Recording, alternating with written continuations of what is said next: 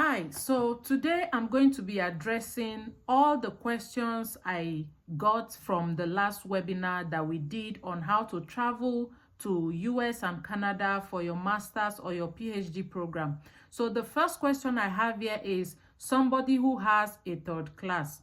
You know, initially I mentioned that they have always told us that only people who have first class in their first degree can travel abroad for their masters. Then people who have masters can go for their PhD. And I debunked that fact and said if you have 221, which is second class upper, you can travel abroad like I did. If you have a 22, which is second class lower, depending on how well you did in your third year and your final year, if you had good CGPA, but because you didn't do well in your first year and your second year, you will still be able to go. So there's still hope for people who have 2-2. So for those of you who have third class, if you notice, I didn't mention your case because I don't want to say it is not possible completely. I only spoke for the people who had second class lower because I have seen people who had second class lower still get admission abroad. But I don't know for people who have third class. But I know that there are people who have third class who got what they call postgraduate diploma or postgraduate certificate in Canada, not the US. And those ones don't have funding.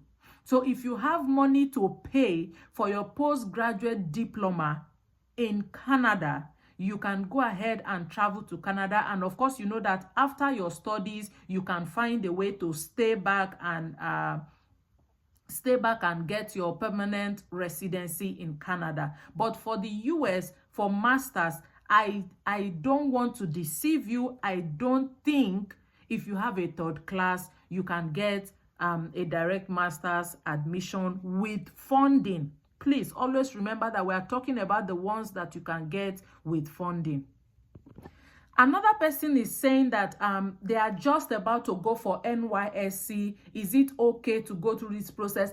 Trust me, you are in the perfect timing to start the process. Like I said, admission begins in August or September, and the admission window will open up till about February the next year. Okay, so the admission will come in February, but the time that you will resume courses will be in August next year. So if you go for NYSC, let's say in April, you will finish in March next year. Even if you go for NYSC, let's say in May or in June, let's say you go for NYSC June this year, you will finish NYSC April next year. You still have a long time to travel in August, okay? Their fall semesters begin in August. The one that come with funding usually begin in August. There's a semester that begins in January, but most January semester, which is the spring, don't come with funding. So if you are looking for funding, you will be looking at resuming school August or September the next year. So feel free, go ahead, do your call up, go for your NYSC while you are doing the process, putting the application. The admission will come up between January, February, or March next year, and the time you will travel will be around August next year. You would have been done with your NYSC. This is not going to stop you in any way, okay? Okay, someone else said they did soil science, something around agriculture, and they want to go for their PhD, and they said that the scholarship is not only UK and Canada. I actually didn't talk about UK. I spoke about USA and Canada, and I spoke about the countries that I am aware of. I know that there are other countries with opportunities like Germany, Australia, Finland, all these first world countries, but I don't know their procedure. So I am not talking about the ones I don't know. Please, if you know people who know about Germany, Finland, Australia, Luxembourg, all those European countries that are giving scholarship, you can go ahead and find out how those ones are done. I only spoke for USA and Canada because I understand the system. It is something that I went through and I have my proof and my experience, okay? So please feel free to tell other people about other countries that you are aware of. Masters in Education Technology. You said your wife is interested in Masters in Education Technology. Yeah, that means what you should be searching for on Google, for example, you can say Masters in Education Technology USA with funding, or Masters in Education Technology USA Canada with funding. You can try USA, you can try Canada, you can try any other country that it is available. Then you start your search from there. So every program that you see that is education technology, you would go into the program, find their criteria. If you meet their criteria, look for professors who are doing something in your research area, read their articles, contact them, and begin the process. Yours is in agriculture or soil science, look for PhD in agriculture. If you don't get anything useful, you can look for PhD in soil science. Then you add with funding, USA with funding or Canada with funding. That is how you begin your search, okay? Please, I've seen a lot of questions on third class. I would advise, if you have the money, probably get like some kind of a proof of fund or some kind of loan, study loan. There is something called Empower Study Loan. For those of you who can afford it, you can, yes, go for your postgraduate diploma. It's cheaper in Canada, because I wanted to at some point. It's cheaper in Canada to go for a postgraduate diploma if you have a third class. The thing is, when you are already in the country, you can find your way around naturalizing your stay or staying permanently. It's difficult when you are outside, but if you can get this admission and go in, you will discover the opportunities that are in the country for you to stay back and start working. The person who asks question from the medical lab scientist point of view, what you need to do is look for Masters in Public Health. Go into their requirements and see if they accept people who have experience or undergraduate degree in medical lab scientists.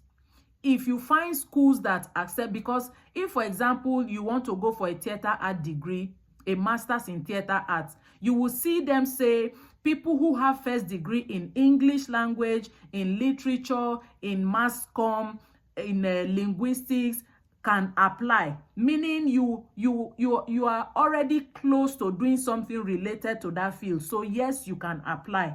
But some will be like, okay, if it is not first degree in theater arts, we don't accept people. So I will not say yes or no in your own case. I would only say search for Masters in Public Health USA.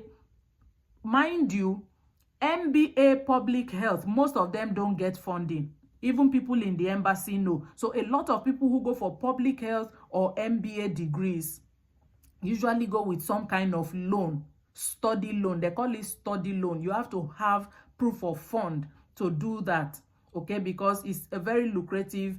If you get a master's degree in that field, it's very, very lucrative. So most of them don't have funding, but some schools give partial funding, meaning they can give you waiver for 50% of the fees while you will pay 50% of the fees. And if you are very, very lucky, you play your cards well, you are strategic in contacting professors, you can get the funding. But just know that funding for those fields doesn't come cheaply. You have to be very strategic. So but you can stick to medical lab scientists. You can stick to that, and you can come in to do a research, to do a master's with research. That means you are going to be working in a lab with a professor. So instead of looking for something in public health, if your background is medical lab scientist, why not stick to medical lab scientists and look for something that has funding in your field? I'm just saying you get to make the decision yourself, okay? There's a question from somebody who has HND. I need you to know that in the US, they understand that HND is equivalent to a degree. So all you just need to do is let your transcript show that you took courses that are equal to those who took courses in degree. But you have a perfect situation because you have a master's already. So the HND is not even a problem, but you will need to show the transcript of the HND, and you need to show your master's transcript. And trust me, whether you are going to do something that is related to your HND background or you want to do something related to your master's. I think you mentioned something about microbiology, parasite, parasite something, logy. Please forgive me for spoiling the name of your course, but you know who I'm talking about. You did something. Okay, let me look at my laptop. You did, your master's is in medical microbiology. Trust me, that is what they call, what do they call them here? Those people who have the science background, they are hot cake in the US. Those people in the arts, when you finish, you have just 1 year to stay back. But people like you, when you finish, you have like 3 more years to stay back and look for a job in the US. So trust me, whatever you did in your master's, you can further that for your PhD if you find all the things that you listed here for me that you are asking, they are perfect fit. You can look for any of those. Okay, so just look for example, you can look for PhD in medical microbiology, parasitology, medical microbiology. So it is perfect. Go ahead and look for those courses. You said you have started PhD already, but you couldn't finish and all. Trust me, there are a lot of people here who came, they already had PhD in Nigeria, they still came in to do another PhD. So there's nothing wrong. The thing is, you are just looking for a pathway to enter the country, but make sure when you come here, you complete your studies. It is the reason why you are in the country. The reason why you have the visa is to study. So when you are here, make sure you complete your studies before anything else. A lot of people make the mistakes. They get the admission coming. When they come, they abandon the studies. When it is time to get the green card, they are denied because they did not finish their program. So when you come, make sure you finish your program. So yes, medical microbiology, a PhD is a good fit. Anything related to that field, you're good to go. Another person said they finished masters, but their result is not ready. Your certificate might not be ready, but your transcript should be ready. Okay, so you can apply for transcripts even if your certificate is not ready. In your statement of purpose, this thing we are talking about, the application is in August. Between now and August, your result would have been ready. Even if it is not ready, your transcript should have been ready. If your transcript should be ready, but if you need to explain anything, you would explain in your statement of purpose that you are yet to collect your certificate. That is, if at the time of application, it is not ready. Okay, so when they give you the admission, it can be provisional admission, where you will provide what they need to see before they can make it a permanent one, if you understand what I mean. So yes, if you just finished your master's, you have not collected your result, your school will have your transcript. Transcript is different from certificate. Certificate might not be ready, but transcript is always ready as long as you have completed coursework and you have defended your master's. You will have your transcript to make that application. So yes, go ahead and apply for that PhD. Somebody was asking, how many schools will I advise that you should apply to? I don't know if I mentioned that in the video. Please, it is advisable.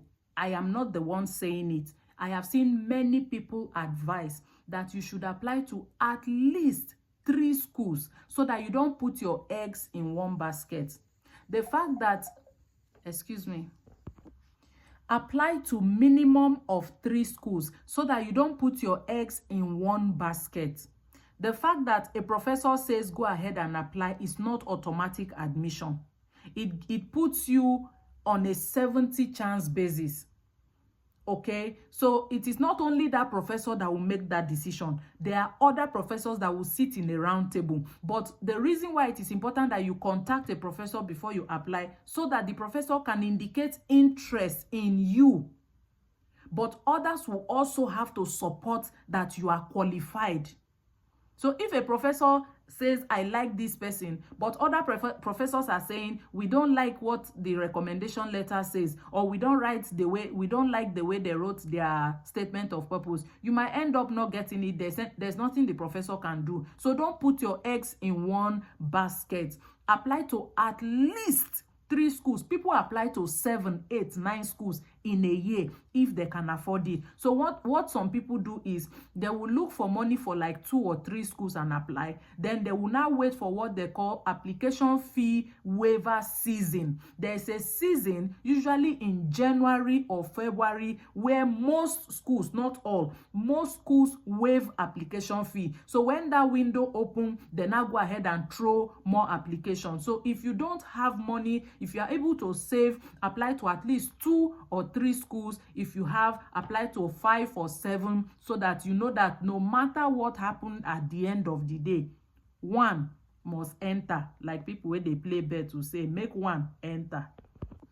Okay, this particular person's case, I don't want to say it's complicated, but there are a lot of thing with their degree and their work experience. So please, I'm going to be looking to my laptop and reading what they are saying. And the person says, I studied human anatomy at Cross River University of Tech in Nigeria, which is known as blah blah blah. I worked as a tutor in biology and basic science and tech at a secondary school. I taught at the College of Health. I graduated with 3.07. They have another work experience with an NGO as electronic data clerk. Now, at this point, I cannot pinpoint to you and say, this is the one you should do. I think what you should do, this is just my opinion, please do what is best for you. Which of these work experience is related to your degree? Which of this work experience is related to your degree? When I saw NGO, I felt like that was a good thing. Okay, so, and then how long have you been working in this your current place? The thing now is, do you think if you do a master's in, something related to your current work, will you do well? Or if you do something related to your first degree? Okay, so find any work experience that is related to your first degree and do masters in that area. In this case now, you are doing something you are doing a master's in an area that you are already familiar with, and you are going to excel in that one. The way their programs are here, lazy pikin no dey pass for here. It is not Nigeria. You cannot bribe any professor here. No professor will molest you sexually. Everything is done by the book based on merit. So having seen your background and your work experiences, because you have so many work experience, think of which one can I excel in and which one can I be able to defend in my statement of purpose. Remember, I told you the statement of purpose is where you are going to be explaining yourself. It's like an application to study. There, I will put up samples later on the WhatsApp platform for all of you to see. So when you look at sample statement purpose, you should be able to finally decide on what you want to do. Okay. Wow, this person has a lot of questions. The first question is, they have HND and PGD, both upper credit. Good.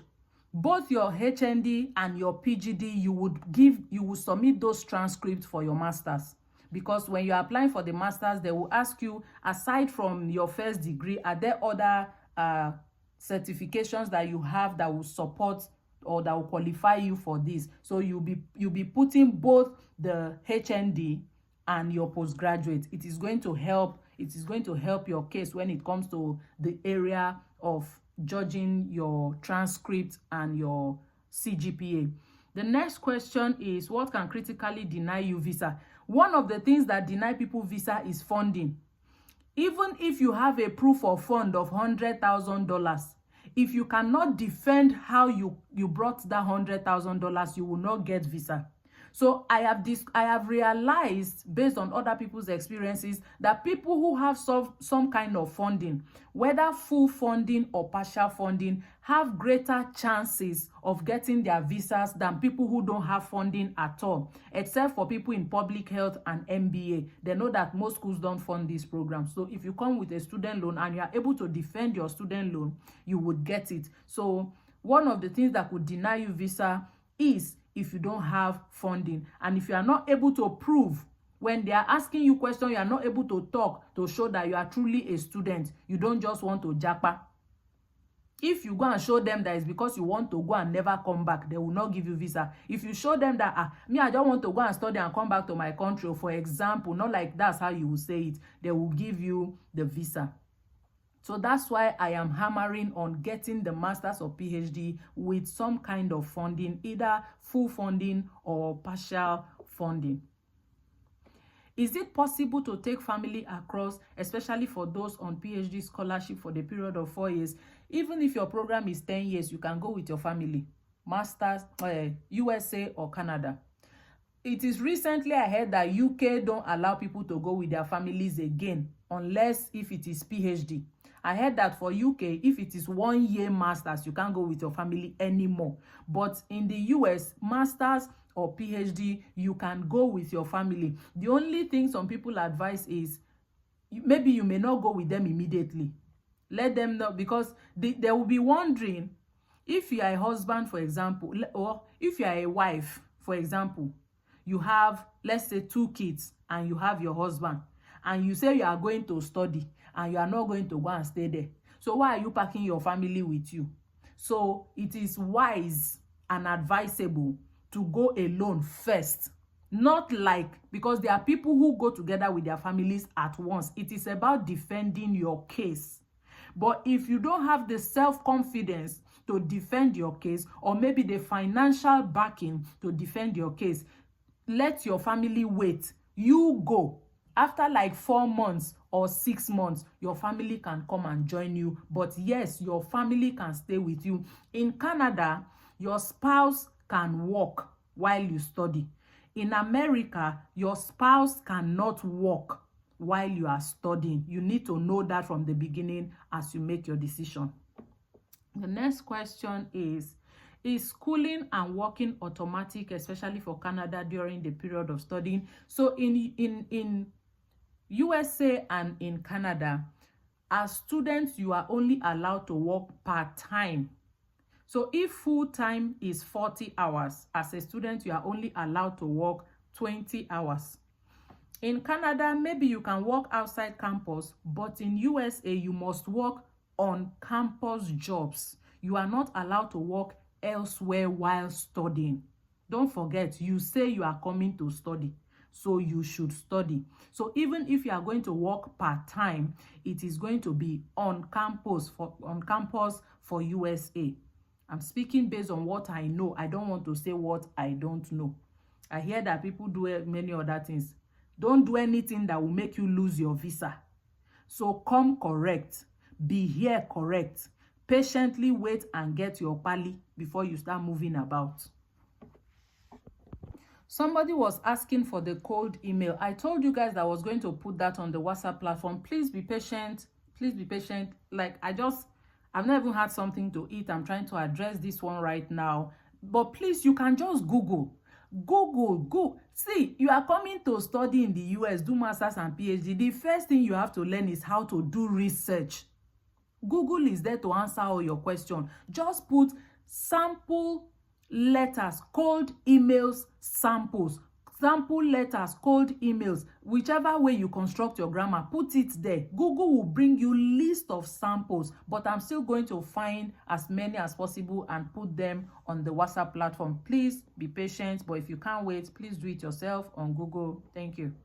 So somebody is asking a question that a situation where a professor says go ahead and apply, at the end of the day, you don't get admitted. Like I said from the beginning, one professor cannot make the decision, but a professor being aware that you are applying and being interested in you gives you upper hand, better opportunity of getting the admission than you just throwing your application without contacting a professor. That's why I said it's advisable to apply to at least 3 schools or 5 or 7, as many as you can, so that you don't put your eggs in one basket.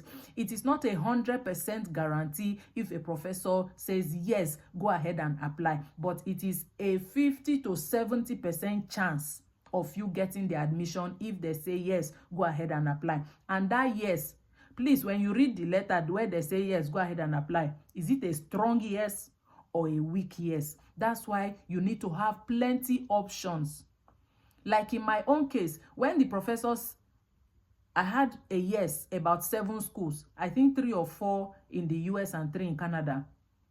But I didn't apply to all 7 at the end of the day. But they said, yes, go ahead and apply. So I had to pick my strongest because I didn't have money to throw application to 7 schools. So out of these 7 yeses, which one do I think, hi, this particular? And when you now put your eggs in one basket, you will now pray your life out. So sometimes don't put yourself under that kind of pressure. Have options. But please, if you want to do a master's and PhD where you need funding, do not send an application without contacting a professor and getting a go-ahead from them before you apply. For now, I've just put the questions in one. There are some people who have similar questions, so I didn't have to pick them one after the other. So if I see that this person has the same question as this person, I just make it as one question. I also don't want to make the video too long. I've gotten a lot of prayers, salutations, and greetings. Thank you so much. This is encouraging to know that you guys appreciate what I have done. Like I said, I am doing this to the glory of God, that when I rise, let others rise. The sky is big enough. The sky is big enough and it can contain us all. Canada, for example, they say Canada is like 6 times or 7 times bigger than Nigeria. And they need people. But they don't just want random people coming into their countries. You have to come in legally. You have to come in legit. Even with what is going on in the US, Trump is not pursuing people anyhow. Only people who didn't come correct are the ones that they are sending out. Those ones who are committing crimes are the ones they are sending out. They need you to come in and study. After studying, if you want to stay back, please, you are welcome to do so. Okay, so thank you very much for your prayers, for your salutations, for your greetings. I see them all. I might not be able to respond to everybody's greeting and questions. That's why I've addressed everything in this video. But subsequently, if I see more questions, I can put them together and make another video. God bless you for watching this. I'm hungry right now and I'm not thinking straight, okay? Take care. Bye.